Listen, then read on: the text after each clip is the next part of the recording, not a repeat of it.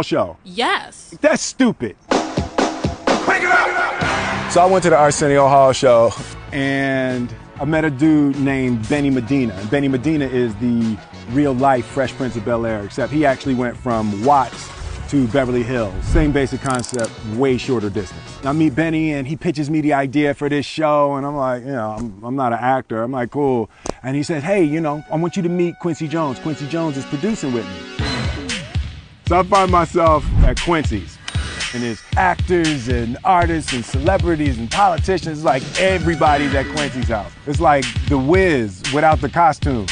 So Benny walks me in and introduced me to Quincy. And like, hey Q, what's up, man? He's like, hey man, I saw your music videos. I love what you're doing. I love what you're doing. Tell me your rap name again. They call me the Fresh Prince. All right, good. That's what we're gonna call the show.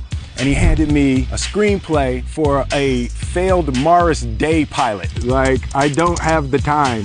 So I need you to do this. I need you to go ahead, take a few minutes, take 10 minutes, study the script, and I'm gonna clear all the stuff out the living room, and we're gonna have everybody sit down in the living room. We're gonna do an audition. He had movers that could reset his furniture. I was like, this dude is real. So he goes out, tells everybody, come on, come on, come on. And I was like, hey Q, hold up, man, hold up. I'm not ready to do no audition. And he's like, oh, all right.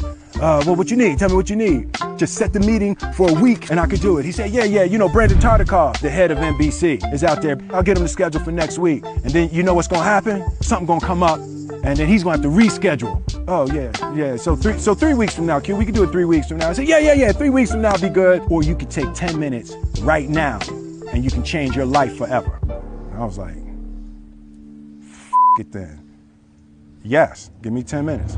I said yes, and I let it rip. And I got to the end, and everybody is clapping. Quincy looks at Brandon Tartikoff, the head of NBC. Did you like it?